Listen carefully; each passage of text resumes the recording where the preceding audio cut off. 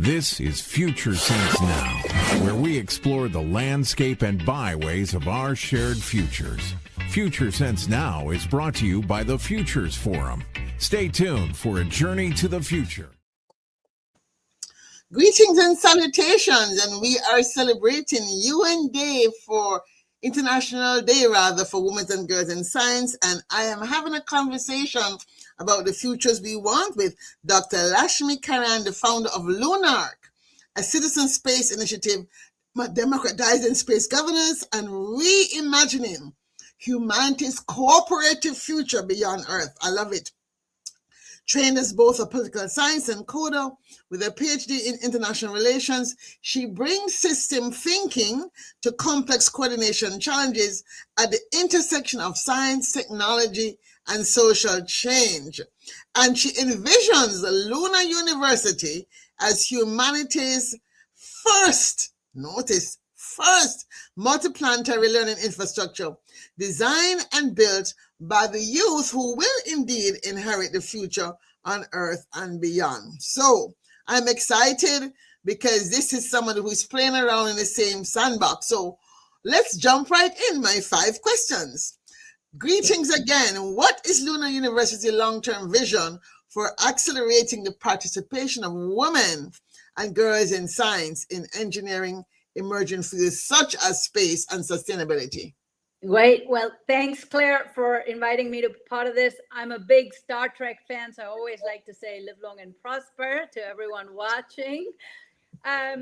So Lunar University, the vision really for Lunar University is to say, we are on the cusp of becoming a multiplanetary species. And there's so much we are going into the unknown to learn, to figure out not only our future in space, but how do we steward the future on Earth?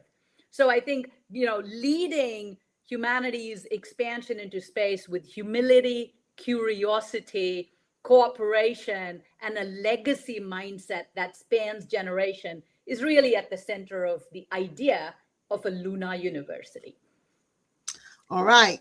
So how does your philosophy as someone who has worked in international spaces, etc., and understands the whole multilateral space, shape your approach to empowering young women in STEM and building their confidence, resilience, and leadership capacity?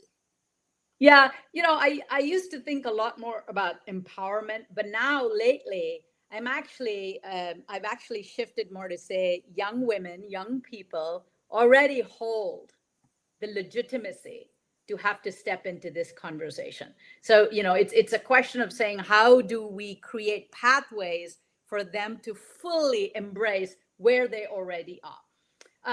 And I think for us, while we, certainly a lot of folks are looking at STEM and sciences, we want to actually look at a little bit of the nuance in it.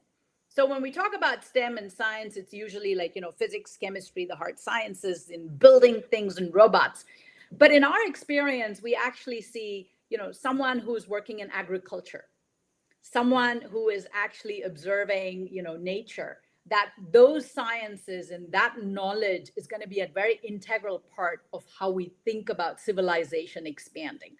So, really the invitation is inviting women and girls who are in all fields of observation, whether it is, the hardcore science of building things, but also beyond the lab coats and the equations. Young women navigating things like climate displacement, or they're thinking about community resources, right? You may not see yourself, as a science architect, but if you're a leader of a community and you're managing resources and allocation. Also, women and girls in possession of their ancestral knowledge of complex systems and how that's transmitted across generations, right? We need them to be a part of the space conversation. So, I think from our perspective, confidence builds when young people have an opportunity to experience their own knowledge system as foundational, not as supplementary. Gotcha. So our work really is kind of saying, how can we invite those who feel they are in the periphery or alienated, it's an interesting word, from the space conversation, to actually say, come in, step into this from where you already are, whatever your field is. You don't have to learn new things. And we want to kind of make sure that that can then blossom within the space community. So it's really starting from where the young people are, rather than creating a place and inviting them into it. Got you. Understand. So, what are some of the biggest barriers you think then facing girls who want to pursue scientific careers today in a traditional sense, universities, etc.? And what practical steps do you think Luna University can be taking to remove these barriers, some of these barriers? Yeah, I think in the conversations we've had, I think one of the biggest barriers is self-selecting out. You know, they may be incredibly confident in whatever field they're in, but the moment you bring space, immediately the images that come are of like PhD scientists from top tier universities, or billionaires, or someone who's very few astronauts in the world, right? So I think that the huge barrier we've observed is really self-selection out. And so I think it's a slow process of how do you not only build confidence, but also a sense of agency that, their voice matters, their wisdom matters, their expertise matters, and how do you invite them into it? So it's really not a technical barrier or a social barrier. In some ways, it's a psychological barrier that we have to overcome through. And how do we do it? Okay. So we do it through, we call imagination as infrastructure. Because, we were all children. We all were children, and we remember what it was to dream and have crazy ideas. And somewhere as we get into adulthood, we limit our creativity into what we can do, what we cannot do. And I think the first step on building that agency is allowing the freedom to dream and explore and imagine, which is being lost within the adult population. So a lot of our work really is that step into the imagination sphere. So, when we landed our first payload last year on the moon, it was a call for young people to imagine space futures through art. Again, you're not forcing them to write essays or something. It's creative. It's encouraging them to think outside the box. And I think that really is the fundamental essence of what young people, young women and girls need, is not the permission to step into the future, but the agency that they can do it. And we believe it comes through wild imagination. And luckily, some of us, we don't age out of that. So why is it important that women and girls play a major role then in space science and space technologies, especially as we contemplate the need to ensure we support peaceful use of outer space and sustainable development here on Earth? Yeah. I think in many cultures around the world, women and have always been seen as the stewards of the next generation, as the peacemakers, as the community builders. It takes a village, and a woman is in the center of it. I'm just having the sun hit my face right now while I'm talking about the moon. So I think for us it's important that in the midst of all of the material leap that we're seeing, the rockets and the robots and all of those that will get us there for sure and support our survival, thriving and building a community and building a society, really requires the humanities, what's labeled as the soft skill, but really are, I think, the core skills of how we build community. And women have been generationally, historically, playing that role within families, within communities.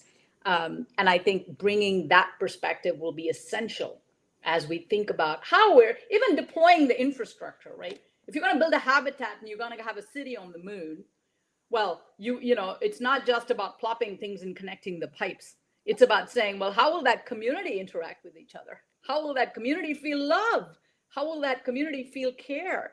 And I think so much of that is natural in how women and girls think about their community, their social network.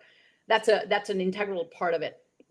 The other aspect of how I think about it is, again, going back to the earlier point, we talked about stewardship of Earth.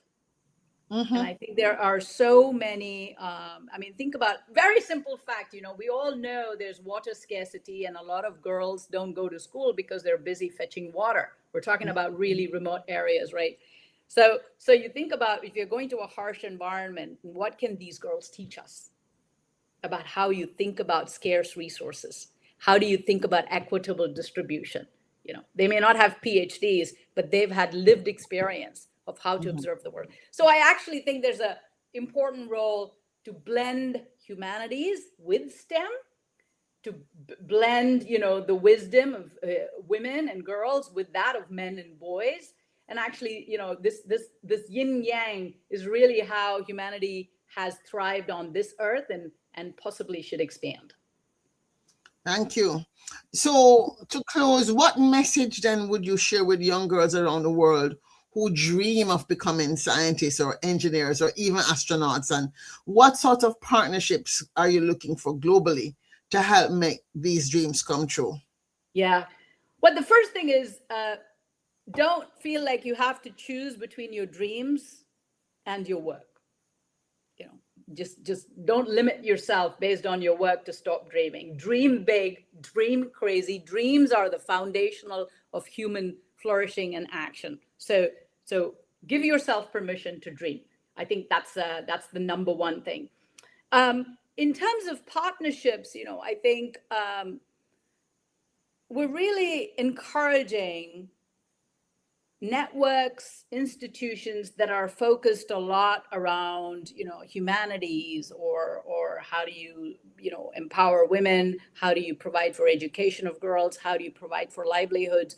To actually see that they're needed in the space conversation.